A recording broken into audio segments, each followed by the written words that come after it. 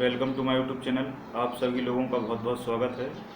तो last lecture में हम लोगों ने बैंकिंग सिस्टम के बारे में बात की थी और लगभग आप लोगों को सारी चीज़ें बहुत ही अच्छे से समझ में आ गई थी, है ना। और बहुत सारे स्टूडेंट्स का मैंने कमेंट देखा तो उन्हें लगा कि मैं कॉमर्स की कोचिंग पढ़ाता हूँ, है ना। ऐसा उन्होंने कमेंट किया। तो सबसे पहले मेरे दिमाग में विचार आया कि मैं क्यों ना सारे जितने भी लेक्चर्स हैं उनको सिस्टमेटिक तरीके से डालने से पहले एक बार सारे सब्जेक्टों के एक एक लेक्चर डाल दूं, जिससे आप लोगों को समझ में आ जाए कि मैं किन किन सब्जेक्टों को पढ़ाता हूं, है ना। तो यहाँ पर किसी भी पर्टिकुलर क्लास की कोई कोचिंग नहीं है। यहाँ पर हम कॉम्पिटिटिव एग्ज़ाम के बारे में पढ़ते हैं, है ना। कॉम्पिटिटिव एग्ज़ाम का मतलब है जितनी भी वैकेंसीज हैं, SSC, Vyapam, railway, group D, PSC, MPPSC, है ना। और यहाँ तक कि यूपीएससी का भी प्री का लेवल यहाँ से आपको कंप्लीट हो जाएगा। तो लगभग में सारे जितने भी गवर्नमेंट एग्ज़ाम हैं उन गवर्नमेंट एग्ज़ाम में मैं आपको बता दूं कि बहुत सारे सब्जेक्ट पूछे जाते हैं, है ना। जैसे आप मध्य प्रदेश की बात करें, मध्य प्रदेश में व्यापम एग्ज़ाम कंडक्ट कराता है और जिसमें एमपी पुलिस हो गया, एमपी एसआई हो गया, है ना, पीएससी हो गया, डिप्टी कलेक्टर हो गया, है ना, रेलवे का एग्ज़ाम हो गया। और जितने भी एग्ज़ाम हैं उनमें मैथ्स पूछा जाता है, रीजनिंग पूछा जाता है और जीएस पूछा जाता है ना। ये तीन फॉर्मेट के आधार पर बहुत सारे सवाल बनते हैं, है ना। तो मैथ्स रीजनिंग को छोड़कर जीएस का जो पोर्शन है, जीएस में जितने भी सब्जेक्ट हैं उन सारे सब्जेक्टों में पढ़ाता हूँ। जीएस जो है वो थोड़ा सा ब्रॉड है ना। इसका लेवल थोड़ा सा ब्रॉड होता है क्योंकि जीएस अपने आप में ही बहुत सारे सब्जेक्टों को समाहित किए हुए, है ना।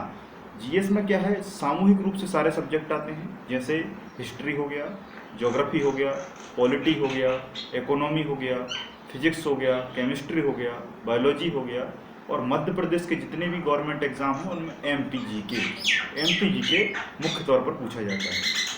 तो इन सारे विषयों पर पहले मैं सोच रहा हूँ कि इन सारे विषयों पर एक एक वीडियो में बना के डाल दूँ, ताकि आप लोगों को सारे विषयों की अप्रोच समझ में आ सके और सारे विषयों को समझने का तरीका समझ में आ सके और सारे विषयों को आपको टॉपिक समझ में आ सके कि किस विषय में हमें किस टॉपिक को पढ़ना है ना। तो निश्चित तौर पर मैंने ये सोचा है कि सारे सब्जेक्टों के मैं पहले टॉपिक पढ़ाऊँगा आपको एक एक दो, और जिसके आधार पर फिर हम एक एक सब्जेक्ट को क्रम से उठाएंगे और सारे सब्जेक्टों को सीक्वेंसली क्रम से पढ़ते जाएंगे और पूरा डाटा यहाँ से आपको बहुत अच्छे से क्लियर होगा, ठीक है। तो यहाँ पर हम जितने भी सब्जेक्टों को पढ़ेंगे तो इन्फॉर्मेशन के साथ साथ अंडरस्टैंडिंग को लेकर समझेंगे, है ना। अधिकांश तौर पर होता क्या है कि अब जो कंपटीशन का लेवल है वो काफ़ी हद तक बढ़ चुका है। कंपटीशन का जो लेवल है वो काफ़ी हद तक बढ़ चुका है और इस कंपटीशन के लेवल के बढ़ने के साथ साथ क्वेश्चनों का लेवल भी बढ़ा हुआ है। अब आप कहेंगे कि कैसे क्वेश्चन, तो जब क्वेश्चन आते हैं तो उन क्वेश्चनों का जो लेवल है वो अब थोड़ा सा चेंज हो रहा है। उन्हें अब आप सीधे बुकों से सॉल्व नहीं कर सकते। पहले क्या होता था कि आपने एक बुक पढ़ ली, लूसेंट पढ़ लिया, है ना, या पुणेकर पढ़ लिया, है ना, कोई सी भी सामान एक बुक पढ़ ली और उसके बाद आप एग्ज़ाम देने जाते थे और सारे क्वेश्चन आप बड़ी आसानी से कर लेते थे। लेकिन आज ऐसा नहीं है। आज आपको बहुत सारी बुकें पढ़ना पड़ता है। एक सब्जेक्ट की बहुत सारी बुक पढ़ने के बाद उस विषय में आपको समझ बनानी पड़ती है, एक अंडरस्टैंडिंग डेवलप करनी पड़ती है और अंडरस्टैंडिंग डेवलप होने के बाद सारी चीज़ों को आप मिला जुला कर एक दूसरे से इंटरलिंक करके जब पढ़ते हैं तो आपको समझ में आता है कि ये क्वेश्चन किस तरीके से सॉल्व होगा। तो वही मैं आपसे कहना चाहूँगा कि टॉपिक की इन्फॉर्मेशन के साथ साथ आपको अंडरस्टैंडिंग के साथ पढ़ना है ना। तो मेरे लेक्चर्स में आपको जो भी डाउट हो, है ना, वैसे तो मैं सारी चीज़ें समझा के ही पढ़ाता हूँ बहुत ही सिंपल और आसान भाषा में, लेकिन फिर भी अगर कोई डाउट है तो आप बेझिझक मुझसे पूछ सकते हैं, मैं आपको बिल्कुल आसानी से उसको समझा दूंगा। तो आज मैंने सोचा है कि क्यों ना हम एक ऐसे विषय पर बात करें जो लगभग सभी लोगों के लिए ज़रूरी है। अधिकांश तौर पर व्यक्ति इससे सीधा भी जुड़ा हुआ होता है और कंपटीशन में जितने भी स्टूडेंट हैं उनको इसके बारे में पढ़ना ज़रूरी है। तो आज हम मध्य प्रदेश के बारे में बात करने वाले हैं। मध्य प्रदेश के जो बेसिक फैक्ट हैं उनके बारे में हम बात करेंगे। मध्य प्रदेश का इतिहास जानेंगे, मध्य प्रदेश आखिर कैसे बना, मध्य प्रदेश का आखिर मध्य प्रदेश नाम किसने दिया, मध्य प्रदेश का नाम किसने दिया, मध्य प्रदेश कब बना, किस किस हिस्सों से बना, पुराना मध्य प्रदेश का क्या नाम था, किस तरीके से इसको समाहित किया गया है, इसके भाग कौन कौन से हैं, कितने जिले हैं, कितने संभाग हैं, पहले मुख्यमंत्री कौन थे, पहले राज्यपाल कौन थे, पार्ट ए क्या था, मध्य भारत प्रदेश क्या था, मध्य प्रांत क्या था, विंध्य प्रांत क्या था, कौन कौन से पड़ोसी इसके राज्य हैं, है ना। समस्त जितनी भी मध्य प्रदेश की बेसिक जानकारी होगी वो मैं आपको आज के लेक्चर में समझाऊंगा, ठीक है। तो एग्ज़ाम की दृष्टिकोण से तो ये ज़रूरी है ही, और साथ में जो लोग सामान्य जानकारी लेना चाहते हैं, है ना, जो लोग एग्ज़ाम नहीं देते लेकिन अगर वो मध्य प्रदेश के बारे में इस लेक्चर को देखेंगे तो लगभग उनको एक अच्छी अंडरस्टैंडिंग यहाँ से जानने को मिलेगी, क्योंकि आप मध्य प्रदेश के हैं तो मध्य प्रदेश का होना और मध्य प्रदेश का पूरा जो नॉलेज है वो आपको होना बहुत ज़रूरी है। मध्य प्रदेश को मैं बहुत ही डिटेल से पढ़ाता हूँ। मध्य प्रदेश का जो डाटा है वो अगर मैं आपको पूरा पढ़ाऊँगा तो लगभग उसके लिए मुझे 60 वीडियो बनाने पड़ेंगे, 60 से 70 लेक्चर। अब आप कहेंगे सर इतना ज़्यादा हम कैसे पढ़ सकते हैं? तो देखिए भाई, पूरे जीवन का जो संपूर्ण सिक्योरिटी है गवर्नमेंट जॉब के साथ वो आपको आसानी से नहीं मिल पाएगी, है ना। आपको मेहनत करना पड़ेगी और आपके साथ साथ मैं भी मेहनत करूँगा। अगर आप लोगों का आउटपुट अच्छा रहेगा तो लगातार मैं ऐसी ही क्लासें डालता रहूँगा। तो मैंने आपको बताया कि लगभग जो एमपी है वो मैं 70 क्लासों में कराता हूँ। 70 क्लासों में आप कहेंगे सर इतना लंबा कैसे? तो देखो, एमपी को अधिकांश तौर पर मैंने देखा है, बहुत सारे चैनल्स हैं जो 1 लेक्चर में पढ़ाते हैं, 2 लेक्चर में पढ़ाते हैं और उनका एमपी ख़त्म हो जाता है। कुछ लोग 10 लेक्चर में पढ़ाते हैं, एमपी ख़त्म हो जाता है। बहुत ही शॉर्ट पढ़ाते हैं कि एमपी कब बना, कैसे बना, है ना। तो ये आजकल क्वेश्चन नहीं आते, ये बच्चों वाले क्वेश्चन हो चुके हैं। आजकल एग्ज़ाम का लेवल बहुत ही अलग है ना। जिस तरीके से आपको एमपी पढ़ाया जाता है उस तरीके से मैं आपको एमपी का एक एक जिला पढ़ाऊँगा। समझ में आ रहा है? एक एक जिले के ऊपर मैं एक लेक्चर बनाऊंगा 30 से 40 मिनट का, और उस जिले में जितने भी उसके फैक्ट होंगे, लगभग अप्रॉक्सीमेट एक जिले में 30 से 40 फैक्ट होते हैं। जो बड़ा जिला है ना, किसी में 60 फैक्ट भी चले जाते हैं, जैसे इंदौर है, भोपाल है, जबलपुर है। बड़े ज़िलों में 50 से 60 फैक्ट भी चले जाते हैं, और जो छोटे ज़िले हैं वो 15 से 20 फैक्ट रहते हैं, है ना। अब आप कहेंगे कैसे फैक्ट, है ना। तो जैसे सामान्य तौर पर मैं आपको बताऊं तो मध्य प्रदेश में क्या पूछ लेता है कि उस जिले से किस नदी का उद्गम होता है ना, या उस जिले में सबसे बड़ा जलप्रपात कौन सा है, सबसे बड़ा मंदिर कौन सा है, ब्रह्मा मंदिर कहाँ पर स्थित है, तिगमा मंदिर कहाँ पर स्थित है, हनुमान जी का मंदिर कहाँ स्थित है ना, मंगलनाथ मंदिर कहाँ स्थित है, ओंकारेश्वर कहाँ है, ओंकारेश्वर को अन्य किस नाम से जाना जाता है, हनुमंतिया टापू कहाँ है, इंदिरा सागर झील कहाँ है ना, कोलार डैम कहाँ स्थित है ना, चंबल परियोजना किस जिले में बनी हुई है ना, और मालवा की सबसे ऊंची चोटी कौन सी है, बुंदेलखंड की सबसे ऊंची चोटी है, पचमढ़ी किस जिले में आता है, पचमढ़ी की खोज किसने की थी, है ना। इस तरीके के तमाम तरीके के बहुत सारे क्वेश्चंस होते हैं, है ना, और उन क्वेश्चनों को इस तरीके से पढ़ा जाता है जिले के आधार पर, ताकि आपको समझ में आए कि कौन सा फैक्ट किस जिले से संबंधित है, ठीक है। तो आज की क्लास में मैं बेसिकली पढ़ाऊंगा कि मध्य प्रदेश कैसे बना, ओवरऑल इसका अध्ययन कराऊंगा आपको, और आप लोगों का आउटपुट अच्छा रहा, आप लोगों का साथ रहा तो मैं सारे जितने भी ज़िले हैं उन सभी पे वीडियो बना के डाल दूंगा, और आपको इस तरीके की एक अंडरस्टैंडिंग डेवलप होगी मध्य प्रदेश में। या आपसे मध्य प्रदेश में कोई कुछ भी पूछ ले और कहीं से भी पूछ ले, मध्य प्रदेश में आपसे कोई कहीं से भी पूछ ले, इवन MPPSC मेंस तक के लिए सारा जितना भी डाटा है वो यहाँ से कंप्लीट हो जाएगा।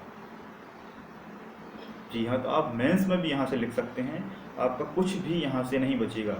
बस आपका थोड़ा सा आउटपुट अच्छा रहना चाहिए, आप लोगों का साथ बना रहे, तो मैं आप लोगों को सारी जानकारी बिल्कुल फ्री ऑफ कॉस्ट यहाँ से प्रदान कर दूँगा, ठीक है। तो आज हम मध्य प्रदेश के बेसिक परिदृश्य को समझते हैं कि मध्य प्रदेश आखिर कैसे बना, ठीक है।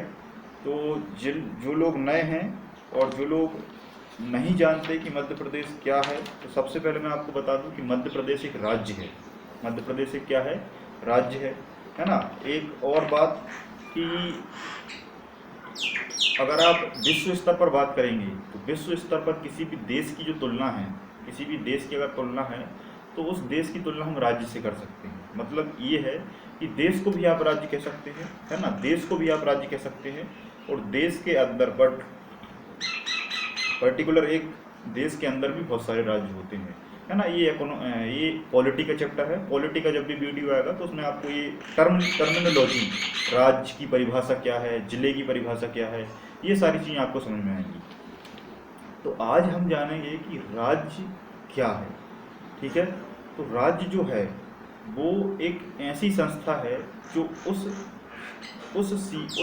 राज्य की सीमा के अंतर्गत सभी लोगों को सभी आधारभूत चीज़ों से अवगत कराती है।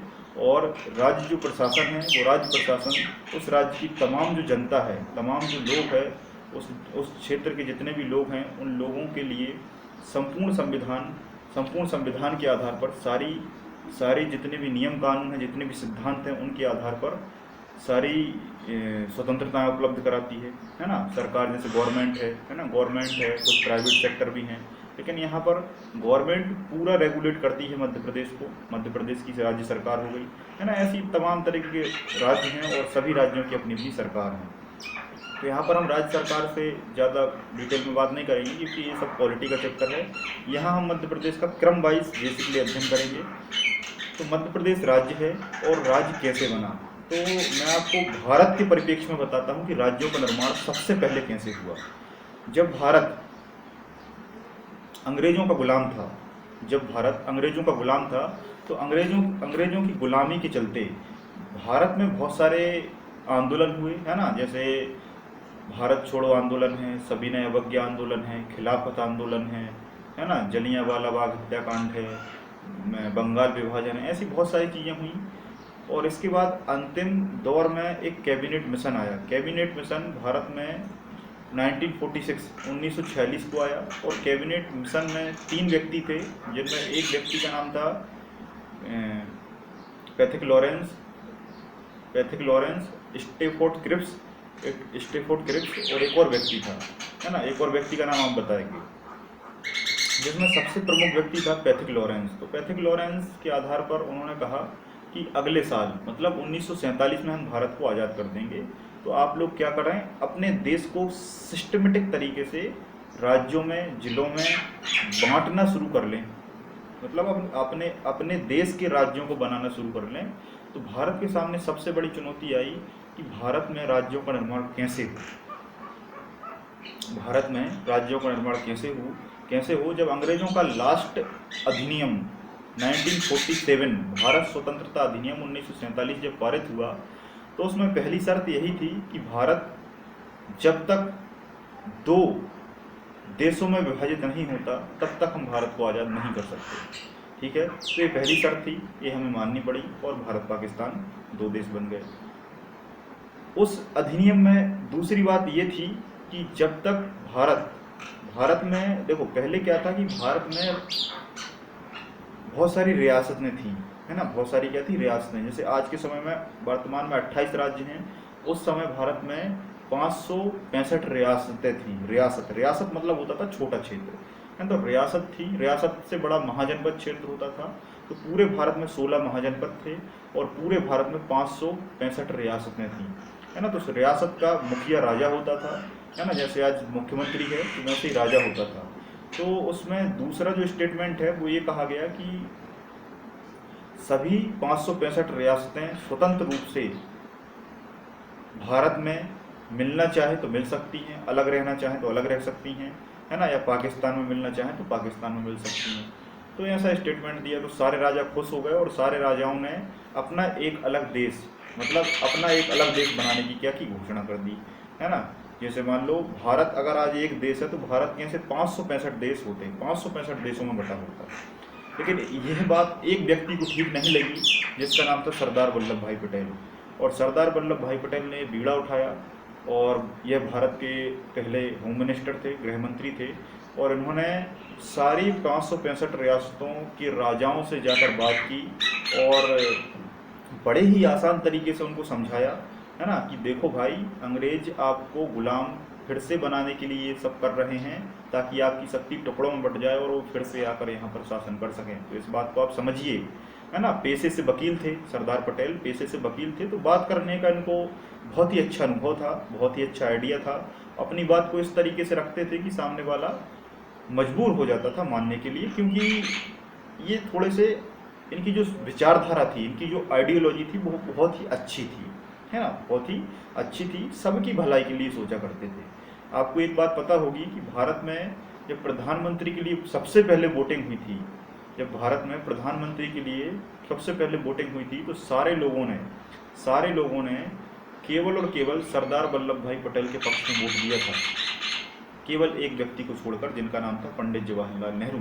पंडित जवाहरलाल नेहरू का एक वोट अपने पक्ष में था, बाकी सारे वोट सरदार पटेल के पक्ष में थे। लेकिन इसके बाद थोड़ा सा विवाद हुआ और सरदार पटेल ने कहा कि मुझे पद से कोई लेना देना नहीं है, मुझे पद से कोई लेना देना नहीं है, मैं स्वतंत्र रूप से जहाँ भी रहूँगा, जिस पोजीशन पर रहूँगा, मैं वहीं से सारे काम कर सकता हूँ, मुझे पद को लेकर कोई गरिमा नहीं है। तो मैं आपको बता दूं, भारत का पहला प्रधानमंत्री सरदार पटेल बनने वाले थे, है ना, ये सबकी सर्वसम्मति थी। लेकिन सरदार पटेल बहुत ही नेक दिल इंसान थे और जिन्होंने अपना संपूर्ण सर्वस्व न्यौछावर किया भारत के लिए और 565 रियासतों को एक कर दिया, है ना, और एक देश बन गया। जब एक देश बन गया तो देश में राज्य बनाने की सबसे पहले बात आई। तो जब राज्य बनाने की सबसे पहले बात आई तो उस समय इलाहाबाद हाईकोर्ट था। इलाहाबाद हाईकोर्ट में एक सबसे पढ़े लिखे व्यक्ति थे, है ना, वहाँ के जज भी रहे हैं, वो जस्टिस रहे हैं, जिनका नाम था एस के धर से बात की गई। किसके द्वारा? सरदार पटेल और जवाहरलाल नेहरू जी ने बात की कि भाई बताइए, आप पढ़े लिखे हैं, कि भारत में राज्य हम कैसे बनाएं। अभी मैं मध्य प्रदेश पे आऊँगा, है ना, समझिए बात को। अभी हम प्रोसेस पे बात कर रहे हैं कि आखिर किस तरीके से भारत में राज्य बने। तो एस के धर से पूछा गया, तो एस के धर ने कहा कि देखो, भाषा के आधार पर अगर आप राज्य बनाएंगे तो सांप्रदायिक दंगे हो सकते हैं, भाषा के क्षेत्र को लेकर लड़ाई झगड़े हो सकते हैं, तो राज्य बनाना प्रशासनिक तौर पर सही रहेगा। ये बात उन्होंने कही। फिर इसके बाद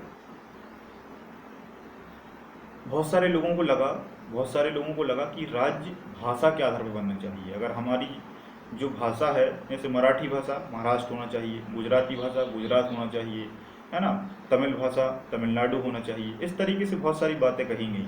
और निर्णय क्या आया कि राज्य बनेगा प्रशासन के आधार पर, एडमिनिस्ट्रेशन के आधार पर।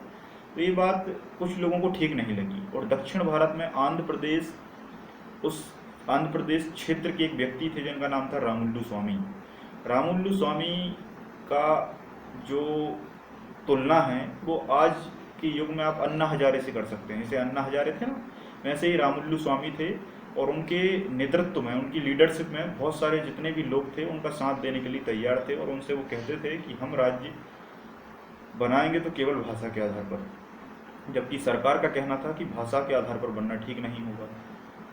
तो सरदार पटेल और नेहरू जी को लगा कि क्यों ना हो सकता है कि एस के धर जो कमेटी है, एस के धर जो समिति है, उसने ये निर्णय गलत दे दिया हो, है ना। तो अपन इसको चेक करते हैं। तो चेक करने के लिए एस के धर आयोग या एस के धर कमेटी को चेक करने के लिए एक और कमेटी बनाई गई जिसका नाम था JBP कमेटी। JBP कमेटी का मतलब होता है जवाहरलाल नेहरू। जे मतलब जवाहरलाल नेहरू, बी मतलब वल्लभ भाई पटेल और पी मतलब पट्टाभी सीतारमैया। ये 3 व्यक्तियों के नाम पर कमेटी बनी और इन तीनों व्यक्तियों ने भी डिसीजन क्या दिया कि राज्य बनेगा तो प्रशासन के आधार पर, भाषा के आधार पर बनना उचित नहीं होगा। और इसी दौरान आंध्र प्रदेश में रामुल्लु स्वामी लगातार अनशन कर रहे थे और 57 दिन तक उन्होंने कुछ भी नहीं खाया, है ना। कहीं कहीं 56 दिन लिखा रहता है, कहीं कहीं 58 दिन लिखा रहता है। 56 या 58 दिन तक उन्होंने लगातार खाना नहीं खाया और उनकी मृत्यु हो गई, है ना। तो मृत्यु हो गई तो इससे वहाँ के जितने भी लोग थे, उनके जितने भी सपोर्ट करने वाले व्यक्ति थे, उनमें सांप्रदायिक दंगा या सांप्रदायिक लड़ाइयाँ होने लगी। तो सभी लोगों ने डिसीजन लिया कि अब हम क्या करेंगे, अब हम यहाँ पर अपना जो प्रशासन के आधार पर राज्य बनाना था उसे हम कैंसिल करते हैं और भाषा के आधार पर ही राज्य को बना देते हैं। क्यों बना देते हैं? क्योंकि अनशन के दौरान रामुल्लु स्वामी जी की मृत्यु हो गई और जब उनकी मृत्यु हुई तो भारत में हमने आकस्मिक तौर पर है ना, मतलब कि वास्तविक नहीं था, लेकिन ऐसी कंडीशन ही बन गई क्योंकि हमें भाषा के आधार पर राज्य सडनली बनाना पड़ा। तो हमने भारत में पहला राज्य बनाया जिसका नाम था आंध्र प्रदेश। क्या नाम था? आंध्र प्रदेश। 1 अक्टूबर सन 1953 1953 में भारत का पहला राज्य भाषा के आधार पर बना जिसका नाम था आंध्र प्रदेश। क्या नाम था? आंध्र प्रदेश। अब आंध्र प्रदेश बन गया भाषा के आधार पर। इसके बाद सभी कानून के जितने भी ज्ञाता थे, संविधान के जितने भी ज्ञाता थे, उन्होंने बैठक की और बैठक करने के बाद राज्य पुनर्गठन आयोग बनाया। राज्य पुनर्गठन आयोग बनाया और उस गठन के आधार पर राज्य पुनर्गठन आयोग लागू हुआ 1956 में। और उन्होंने कहा कि अब इसके आधार पर हम और भी भारत में जितना भी क्षेत्र है उसमें हम बहुत सारे राज्य बनाते हैं। तो 1956 में राज्य पुनर्गठन आयोग लागू हुआ जिसके प्रमुख अध्यक्ष थे फजल अली, और फजल अली की अध्यक्षता में राज्य पुनर्गठन आयोग ने भारत में 14 नए राज्य बना दिए। कितने नए राज्य बना दिए? 14 नए राज्य बना दिए। 14 नए राज्य बन चुके और एक पहले हो गया था, है ना, वो भी इसमें फिर काउंट हो गया था। तो इस तरीके से 14 राज्य बने। फिर 1956 के बाद 1960 में गुजरात महाराष्ट्र बनाया। फिर 1966 में, है ना, हरियाणा पंजाब बनाया। फिर 1972 में मणिपुर बना, है ना। फिर उसके बाद 1971 में हिमाचल प्रदेश बना। फिर उसके बाद 1987 में अरुणाचल प्रदेश बना, है ना, गोवा बना। 1975 में सिक्किम बना। सन 2000 में छत्तीसगढ़ बना। और फिर 2 जून 2014 को भारत का अंतिम राज्य तेलंगाना आंध्र प्रदेश से होकर अलग बना। तो इस तरीके से भारत के बहुत सारे राज्य बने। तो हमें इन राज्यों पे बात नहीं करनी। जब मैं भारत इंडियन जीके पढ़ाऊंगा तब इन सारे जिलों को, इन सारे राज्यों को भी मैं क्रम से पढ़ाऊंगा, है ना। जैसे मैं एमपी पढ़ाऊंगा डिटेल से, वैसे ही इन राज्यों को मैं पढ़ाऊंगा। तो अभी हम केवल एमपी की बात करते हैं। तो एमपी मध्य प्रदेश जो राज्य है वो कब बना? 1 नवंबर 1956 को। कैसे बना? फजल अली आयोग या फजल अली जी की अध्यक्षता में जो राज्य पुनर्गठन आयोग बना उसके आधार पर 1956 में मध्य प्रदेश बन गया। 1 नवंबर 1956 को। 1 नवंबर 1956 को ही और 13 राज्य और बने थे, है ना। कुल मिलाकर 14 राज्य बने थे 1956 में। ठीक है। तो पूरी प्रोसेस आपको यहाँ पर समझ में आई होगी कि भारत में राज्यों का निर्माण कैसे हुआ, राज्यों के निर्माण की प्रोसेस क्या थी, और पहला राज्य कौन सा बना था और अंतिम राज्य कौन सा बना था, है ना। और मध्य प्रदेश 1956 में बना। अब जब मध्य प्रदेश बन गया तो कई बार क्वेश्चन आता है कि मध्य प्रदेश नाम सर्वप्रथम किस व्यक्ति द्वारा दिया गया, है ना। मध्य प्रदेश नाम सबसे पहले किसने दिया? तो मध्य प्रदेश नाम भारत के पहले प्रधानमंत्री पंडित जवाहरलाल नेहरू जी द्वारा दिया गया था। मध्य प्रदेश नाम किसने दिया है? पंडित जवाहरलाल नेहरू ने दिया। कब दिया? 1956 में। जब 1956 में मध्य प्रदेश बना तो मध्य प्रदेश के पहले मुख्यमंत्री थे पंडित रविशंकर शुक्ल। पहले मुख्यमंत्री पंडित रविशंकर शुक्ल को बनाया गया। और मध्य प्रदेश के पहले राज्यपाल पट्टाभी सीतारमैया जी को बनाया गया, है ना। अभी कुछ दिन पहले एक क्वेश्चन आया था कि मध्य प्रदेश के दूसरे मुख्यमंत्री कौन थे, है ना। पहले अधिकांश तौर पर सभी लोगों ने रट लिया है। तो अभी देखो, वर्तमान तो सभी को पता होता है, वर्तमान शिवराज सिंह चौहान है, नो डाउट, सभी को पता है। लेकिन पहले कौन थे? रविशंकर शुक्ल। कंपटीशन के लेवल कहाँ जा चुका है कि दूसरे कौन थे। अभी बहुत सारे व्यापम के मैंने क्वेश्चन पेपर उठा के देखा तो उसने दूसरे पूछा है। दूसरे थे भगवत राव मंडलोई। क्या नाम था? भगवत राव मंडलोई। और अगर आपसे पूछ ले कि गैर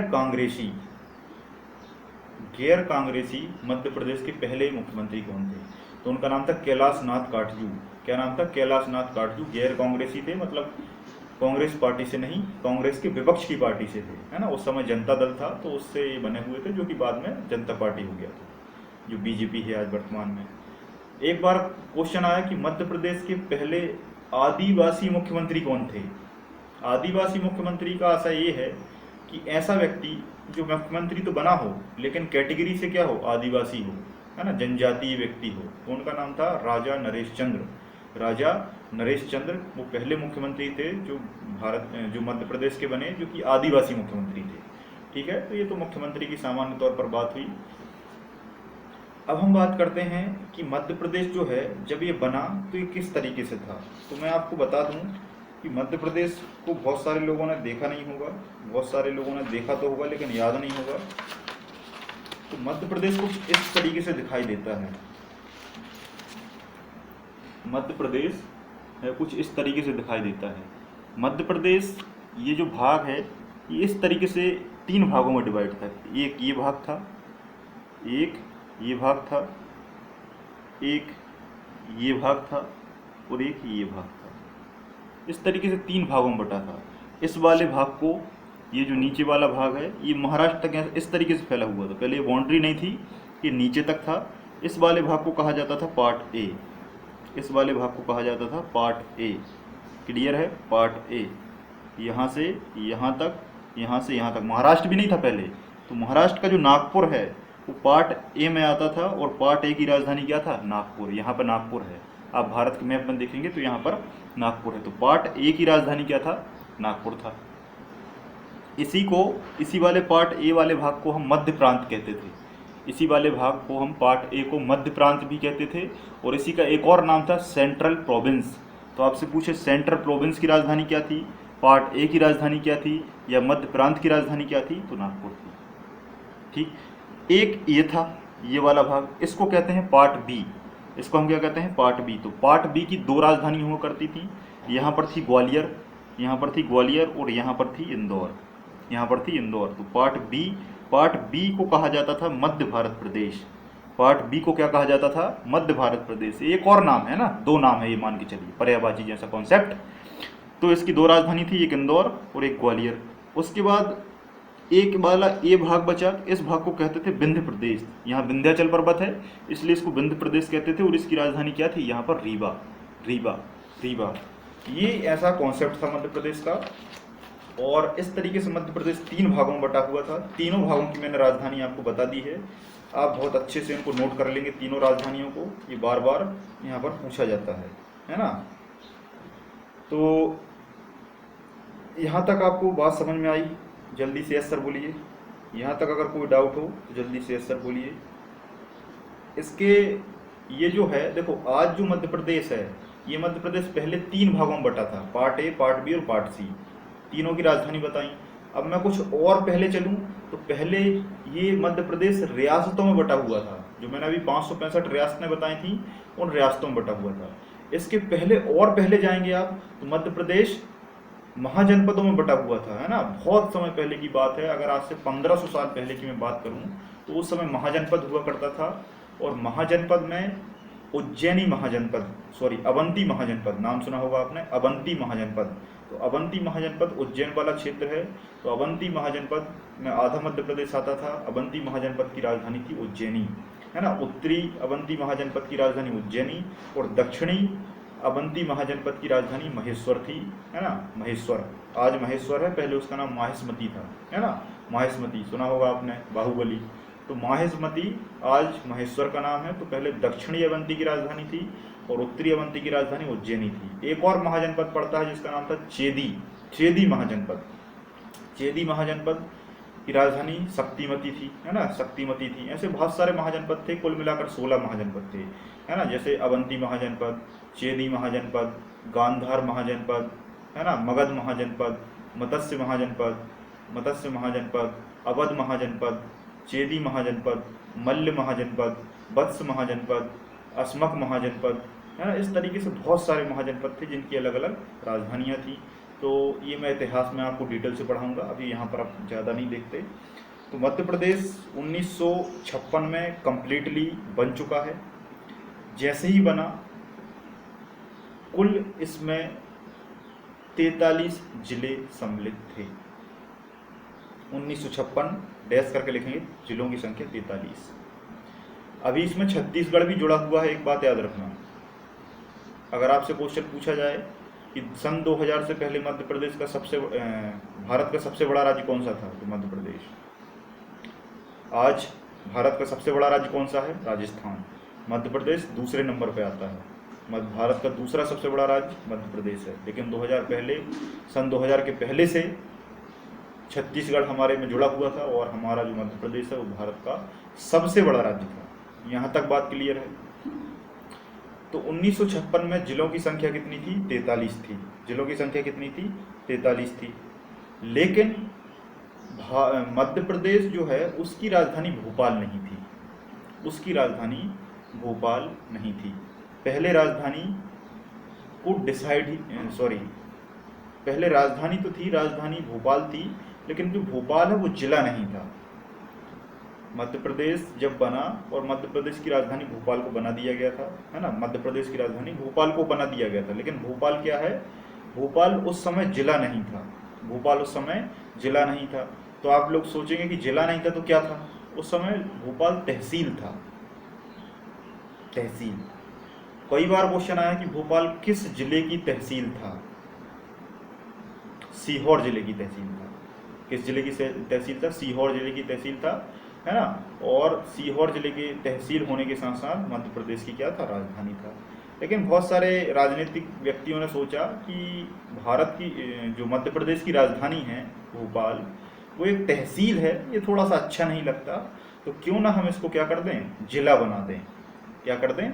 जिला बना दें। तो ये विचार आया 1972 में, 1972, 26 जनवरी 1972 को मध्य प्रदेश सरकार ने डिसीजन लिया और मध्य प्रदेश में 2 नए जिलों का निर्माण हुआ। एक का नाम था भोपाल, जो सीहोर से अलग होकर बना, और दूसरा था राजनांदगांव, जो कि आज छत्तीसगढ़ में है। तो कौन कौन से? भोपाल जिला और राजनांदगांव। तो लिखें 1972। 1972 में 2 नए जिलों का निर्माण हुआ, भोपाल, राजनांदगांव, और जिलों की संख्या कितनी हो गई? 43 + 2 = 45। 45 जिले। यहाँ पर आकर आपसे सीधा क्वेश्चन आएगा कि 1972 में जिलों की संख्या कितनी थी? 45 थी। क्यों थी? क्योंकि 2 जिले और बढ़ गए थे, जिनका क्या नाम था? भोपाल और राजनांदगांव। इसके बाद बात आती है 1998 की, 1998। 1998 में 2 कमेटियाँ बनी, है ना, 2 कमेटियाँ बनी। एक कमेटी का नाम था BR दवे कमेटी, एक कमेटी का नाम था BR दवे कमेटी, जिसने 10 जिले नए बनाए, 10 नए जिले का निर्माण किया। और एक और कमेटी बनी जिसका नाम था,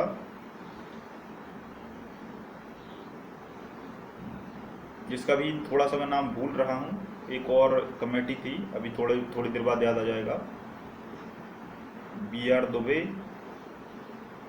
BR दुबे कमेटी थी, है ना, जिसमें 10 जिले बने। एक और कमेटी थी जिसमें 6 जिले बने, और इस तरीके से कुल मिलाकर 16 नए जिलों का निर्माण हुआ। इस तरीके से कुल मिलाकर 16 नए जिलों का निर्माण हुआ, और 16 नए जिले बनने के बाद मध्य प्रदेश में कुल मिलाकर जिलों की संख्या कितनी हो गई? 61। कुल मिलाकर 61 हो गई। बात समझ में आई यहाँ तक? यहाँ तक कोई डाउट है तो पूछिए। यहाँ तक अगर कोई भी डाउट है तो जल्दी से पूछिए। कुल कितने जिले बने? 16 जिले बने। 10 जिले BR दुबे कमेटी के आधार पर, और 6 जिले सहदेव कमेटी के आधार पर। सहदेव कमेटी के आधार पर 1998 में 2 कमेटियां बनी। 2 कमेटियों में 10 + 6 = 16 जिले बने, और 45 + 16 = 61 जिले। कुल मिलाकर 1998 में कितने जिले हो गए? 61 जिले हो गए। 1998 के बाद आता है 2000। जैसे ही 2000 आया, और 1 नवंबर सन 2000 को मध्य प्रदेश का क्या हो गया? विभाजन हो गया। मध्य प्रदेश का क्या हो गया? विभाजन हो गया। विभाजन का मतलब मध्य प्रदेश को छत्तीसगढ़ से अलग कर दिया, छत्तीसगढ़ अलग राज्य बना दिया, और मध्य प्रदेश एक अलग राज्य बना दिया। मध्य प्रदेश से जब छत्तीसगढ़ बना तो ये डेट क्या थी? 1 नवंबर सन 2000। सन 2000 को मध्य प्रदेश राज्य का पुनर्गठन हुआ, मतलब दोबारा राज्य बना, और छत्तीसगढ़ एक नया राज्य बन गया। और विभाजन जब हुआ तब छत्तीसगढ़ हमारे यहाँ से 16 जिले लेकर गया। हमारे यहाँ से कितने जिले लेकर गया? 16 जिले लेकर गया। और हमारे पास फिर से कितने जिले बचे? 45 जिले बचे। हमारे पास फिर से कितने जिले बचे? 45 जिले बचे, क्योंकि 16 जिले जो बने थे, है ना, वो फिर से लेकर कौन चला गया? छत्तीसगढ़। कई बार क्वेश्चन आया कि जब मध्य प्रदेश से छत्तीसगढ़ अलग हुआ, जब मध्य प्रदेश से छत्तीसगढ़ अलग हुआ, तब तत्कालीन मुख्यमंत्री कौन थे? तब तत्कालीन मुख्यमंत्री कौन थे? तब तत्कालीन मुख्यमंत्री कौन थे? तत्कालीन मुख्यमंत्री का मतलब ये होता है कि उस समय, तत्कालीन मुख्यमंत्री का मतलब ये होता है कि जब छत्तीसगढ़ बना तब मध्य प्रदेश के मुख्यमंत्री कौन थे? तो उनका नाम था दिग्विजय सिंह। दिग्विजय सिंह या दिग्गी राजा, आप जानते होंगे इनको बहुत अच्छे से। तो दिग्विजय सिंह उस समय के मुख्यमंत्री थे और उसी समय जो राज्यपाल थे उनका नाम था डॉक्टर भाई महावीर। डॉक्टर भाई महावीर उस समय के राज्यपाल थे। तो उनकी सरकार में छत्तीसगढ़ राज्य को क्या कर दिया, एक नया राज्य बना दिया और छत्तीसगढ़ के पहले मुख्यमंत्री बने जिनका नाम था अजीत जोगी। क्या नाम था, अजीत जोगी। ठीक है, वर्तमान में आपको पता होगा भूपेश बघेल जी हैं। ठीक है, तो फिर से हम मध्य प्रदेश पे आते हैं। सन 2000 के बाद वर्ष आता है 2003। 2003 में देखो 2003, तीन मतलब 3 जिले। जो 2003 में नए 3 जिलों का निर्माण हुआ, नए 3 जिलों का निर्माण हुआ जिनमें बुरहानपुर, अनूपपुर और अशोकनगर। जिनमें 3 जिले कौन से थे, बुरहानपुर, अशोकनगर और अनूपपुर। बुरहानपुर अलग होकर बना खंडवा से, बुरहानपुर बना खंडवा से, अनूपपुर बना शहडोल से और अशोकनगर बना गुना से अलग करके। इस तरीके से 3 जिले बने। कुल जिलों की संख्या हो गई 48। 2003 में संख्या 48। इसके बाद वर्ष आता है 2008। 2008 में 2 जिले बने, 2 नए जिले बने। एक का नाम था अलीराजपुर और एक का नाम था सिंगरौली।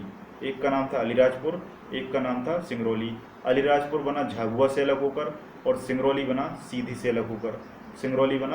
अलग होकर। ये 2 जिले बने और 48 और 2 50। कुल जिलों की संख्या 50 हुई। इसके बाद वर्ष आता है 2013।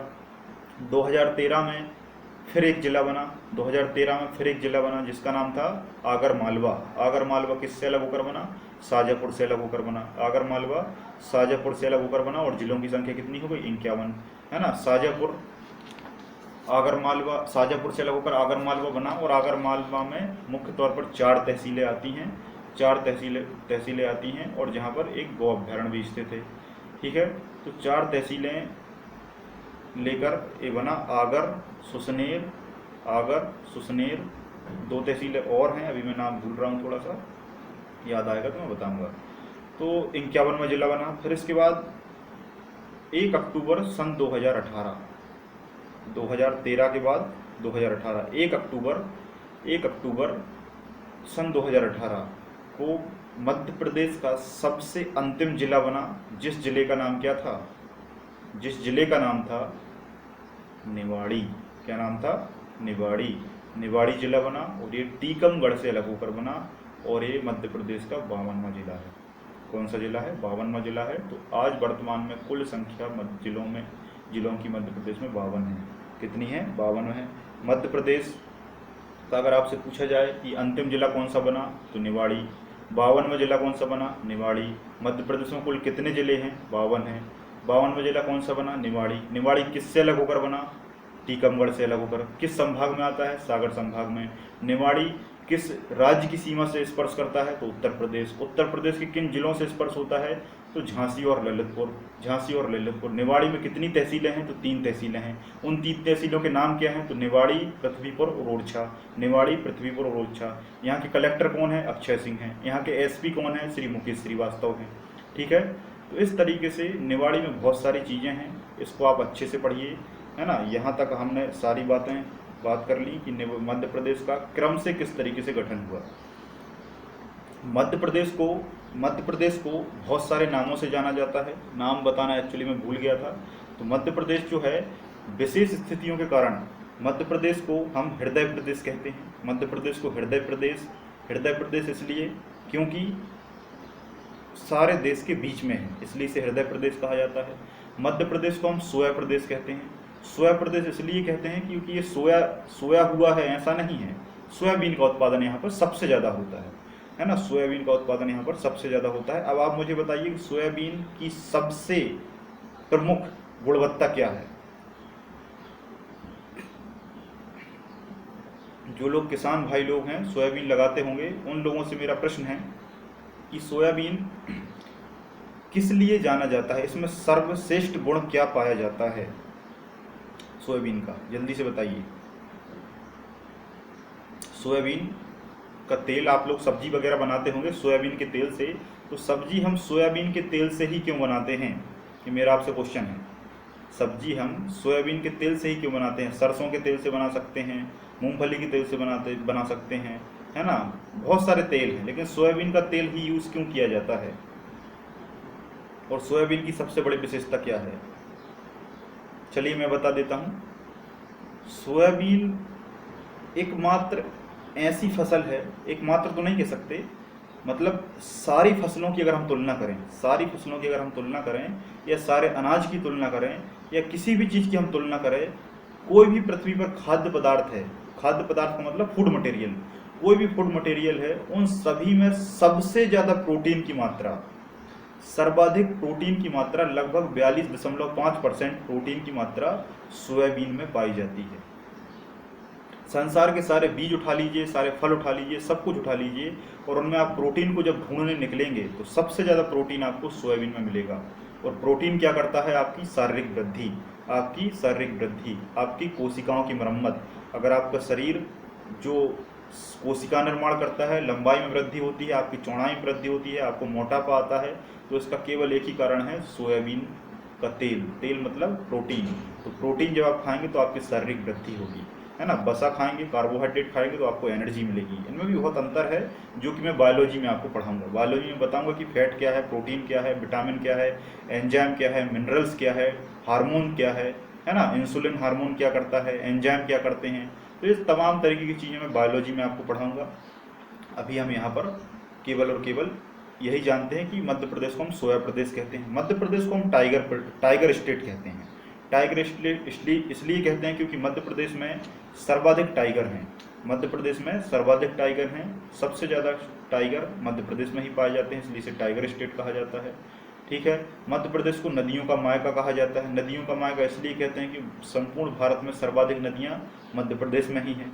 मध्य प्रदेश में कुल मिलाकर 241 या लगभग 250 प्लस नदियां हैं, 250 प्लस नदियां हैं, जिसमें सबसे बड़ी नदी नर्मदा नदी है। और नर्मदा नदी की कुल 41 सहायक नदियां हैं, 41 सहायक नदियां हैं। सहायक नदी का अर्थ होता है कि नर्मदा नदी में 41 नदियां आकर मिलती हैं,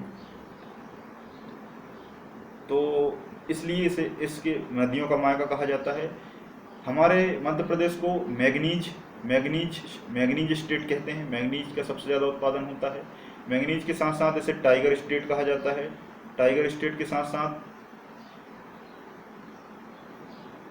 और क्या कहते हैं आप बताइए।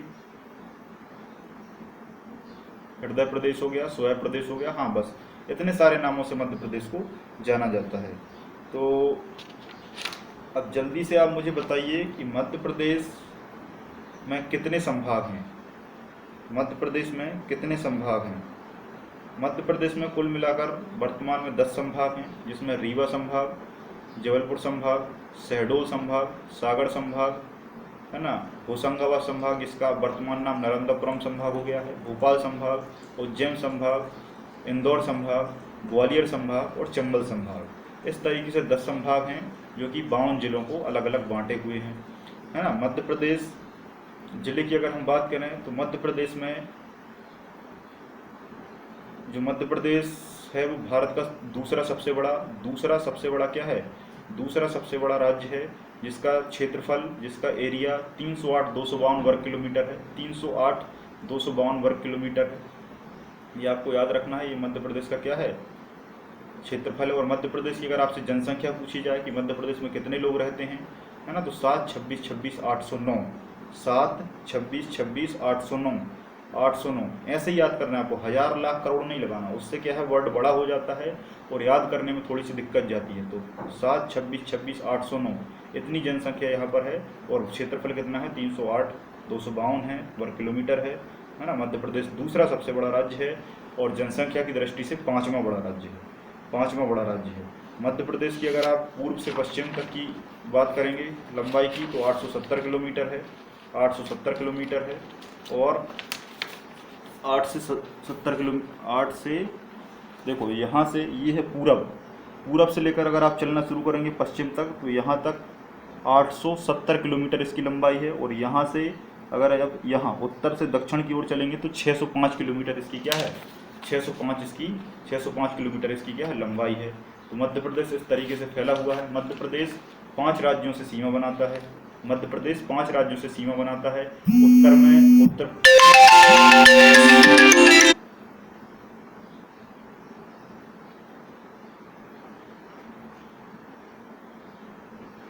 उत्तर में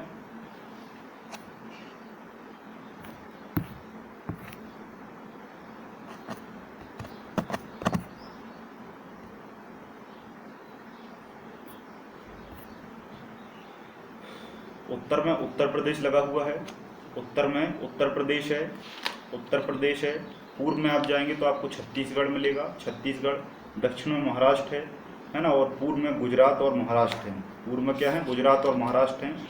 ये 5 राज्य मध्य प्रदेश से क्या है, सीमा बनाते हैं, मध्य प्रदेश से सीमा बनाते हैं, जिसमें सर्वाधिक सीमा राजस्थान द्वारा और सबसे कम सीमा गुजरात द्वारा बनाई जाती है, सबसे कम सीमा गुजरात द्वारा बनाई जाती है। मध्य प्रदेश का अगर आपसे टाइम जोन पूछे, जो कि वास्तविक नहीं है लेकिन फिर भी माना जाता है, जौलपुर है। और अगर आपसे पूछा जाए कि भारतीय मानक समय रेखा या Indian standard time zone line Madhya Pradesh के किस जिले से होकर गुजरती है, तो सिंगरौली जिले से होकर स्पर्श करती हुई गुजरती है ना। मध्य प्रदेश का अगर आप पूछें कि टाइम कितने टाइम जोन में बटा हुआ है, तो लगभग 30 मिनट, है ना, 30 मिनट में से एक्चुअल आप देखेंगे तो 34 मिनट में बटा हुआ है। 34 मिनट का मतलब ये है कि मध्य प्रदेश में जब आप पूरब से लेकर पश्चिम तक चलेंगे तो जो समय अंतराल है वो 34 मिनट तक अपने आप की दूरी को दर्शाता है, क्योंकि सूर्य हमेशा हर क्षेत्र में क्रम से बढ़ता है ना। पूर्व में बढ़ेगा, फिर थोड़ा और बढ़ेगा, फिर थोड़ा बढ़ेगा, इस तरीके से सूर्य लगातार बढ़ता जाता है और समय भी लगातार बढ़ता जाता है। और जब समय लगातार बढ़ता है तो पूरब से पश्चिम तक मध्य प्रदेश का जो टाइम है वो 34 मिनट निकल के आता है, जो कि अप्रॉक्सीमेट 30 मिनट भी माना जाता है। पुस्तकों में आंसर 30 मिनट आता है, जबकि आप इसको वास्तविक देशांतर रेखाओं से कैलकुलेट करेंगे तो इसका आंसर 34 मिनट आता है। मध्य प्रदेश की राजकीय भाषा हिंदी है, राजकीय पशु बारहसिंगा है, राजकीय पक्षी दूधराज है। दूधराज को हम शाह बुलबुल, पैराडाइज फ्लाई कैचर, रंग बदलता पक्षी, टिटेनी एवं महारैनी के नामों से जानते हैं। राजकीय वृक्ष बरगद है, जिसे बट वृक्ष कहा जाता है। राजकीय पुष्प सफेद लिली है। राजकीय खेल मलखंभ है ना, राजकीय खेल मलखंभ है। राजकीय मछली महासीर है। राजकीय नृत्य राई है। राजकीय नाट माछ है। राजकीय फसल सोयाबीन है। राजकीय फल आम है। राजकीय चिन्ह 24 स्तूप है। राजकीय गीत हमारा सुख का दाता सबका साथी मेरा मध्य प्रदेश है। सुख का दाता सबका साथी मेरा मध्य प्रदेश है। क्वेश्चन आता है कि राजकीय गीत किसके द्वारा लिखा गया, तो महेश श्रीवास्तव के द्वारा, और किसने गाया है तो शांतनु के द्वारा गाया गया है, जिसको हम शान भी कहते हैं। शान द्वारा इसको गाया गया है ना। तो इस तरीके से बेसिक जितनी भी चीज़ें थी हमने मध्य प्रदेश के बारे में यहाँ डिस्कस कर ली हैं। इसके अलावा अगर आपको कोई भी डाउट है तो आप मुझसे बेझिझक पूछ सकते हैं, है ना। मध्य प्रदेश की अगर हम बात करें तो मध्य प्रदेश में विधानसभा सीटों की संख्या 230 प्लस 1 है। अब 230 प्लस 1 क्या है, तो 230 का मतलब होता है कि कुल मेंबर विधायक मतलब MLA, member of legislative assembly, विधायक की कुल संख्या जो है वो 230 है। प्लस 1 का मतलब होता है एंग्लो इंडियन क्या है, ये आपको पॉलिटी में डिटेल से बताऊंगा कि एंग्लो इंडियन को आंग्ल भारतीय क्यों कहते हैं और ये होता क्या है। वही एक व्यक्ति आकर इस प्लस 1 की कैटेगरी में आकर अपने आप की पोस्ट को पदस्थ करता है। 230 विधायक होते हैं, है ना। अगर आपसे पूछे कि लोकसभा सीटों की संख्या कितनी है, तो 29 एमपी या 29 सांसद हमारे यहाँ से चुने जा सकते हैं। एमपी का मतलब होता है मेंबर ऑफ पार्लियामेंट, जिसको हम सांसद कहते हैं। तो 29 सांसद यहाँ से चुनते हैं। राज्यसभा सीटों की संख्या कितनी है, तो राज्यसभा सीटों की संख्या हमारे यहाँ 11 है, जिन्हें भी हम सांसद या एमपी कहते हैं, ठीक है। तो मध्य प्रदेश का इस तरीके से हमने जो बेसिकली पूरा अध्ययन था उसको हमने पढ़ लिया है। ये तो कुल मिलाकर एक बेसिक जानकारी थी। डिटेल से जानकारी जो पढ़ी जाती है वो जिलों के आधार पर पढ़ी जाती है। तो यहाँ से अगर आप लोगों का आउटपुट अच्छा रहा तो आने वाले सभी लेक्चर्स में मैं आपको डिटेल से एक एक ज़िले का बिल्कुल पूरा ऑपरेशन करूंगा। ऑपरेशन का मतलब कुछ भी डाटा नहीं बचेगा, सारा डाटा बहुत डिटेल से पढ़ाया जाएगा एक एक ज़िले का। निश्चित तौर पर आप मध्य प्रदेश के निवासी हैं और मध्य प्रदेश में आप किसी न किसी ज़िले के रहने वाले हैं, किसी न किसी ज़िले के रहने वाले हैं और उस ज़िले की जानकारी आपको होना ज़रूरी है। तो जानकारी के तौर पर, अंडरस्टैंडिंग के तौर पर और एग्ज़ाम के दृष्टिकोण से ये वीडियो बहुत ही कारगर साबित होगा। मैं इस बात की गारंटी लेता हूं कि एक बार आपने आपके ज़िले का वीडियो मुझसे पढ़ लिया, वीडियो में पढ़ लिया, तो आप निश्चित तौर पर एक बहुत ही आधारभूत समझ उस टॉपिक में विकसित कर लेंगे। मैं प्रत्येक आपके ज़िले का जो है वो इतना सारा डाटा पढ़ाऊंगा कि आप आश्चर्यचकित रह जाएंगे। एक ज़िले के लगभग 4-5 नाम रहते हैं, है ना, जो कि आपको पता नहीं रहते कि हमारे ज़िले को अन्य किस नाम से जाना जाता है, हमारे ज़िले में कौन सा अनुसंधान केंद्र है, हमारे ज़िले का नामकरण किसने किया, हमारे ज़िले की स्थापना किसने की, हमारे ज़िले को अन्य किस नाम से जाना जाता है, हमारे ज़िले में पुराने समय में कौन सा राजा था, हमारे ज़िले में 1857 की क्रांति में किसने भाग लिया था, हमारे ज़िले में 1857 की क्रांति में किसने विद्रोह किया था, हमारे ज़िले में 1857 के समय कौन सा अंग्रेज यहाँ पर राज करता था, हमारे यहाँ कौन कौन से पवित्र धाम हैं, हमारे ज़िले में कौन कौन से मंदिर हैं, कौन कौन से फेमस मंदिर हैं, हमारे ज़िले में कौन कौन से मेले लगते हैं। निश्चित तौर पर आपके ज़िले के मेले पता होंगे, लेकिन आपको उन ज़िलों का डिटेल पता नहीं होगा कि वो ज़िले किस तहसील में लगते हैं, कितने दिन लगते हैं। इसकी जानकारी मैं आपको दूंगा और लगभग सभी चीज़ों का एक विस्तृत एनालिसिस यहाँ से मैं आपको प्रोवाइड करा दूंगा। बस सहयोग की ज़रूरत है आपके साथ की, है ना। तो आगे आने वाले जो भी वीडियो होंगे उनमें मैं आपको सभी ज़िलों की जानकारी दूंगा। तो आज के लिए इतना ही। बहुत बहुत धन्यवाद। जय हिंद, जय भारत।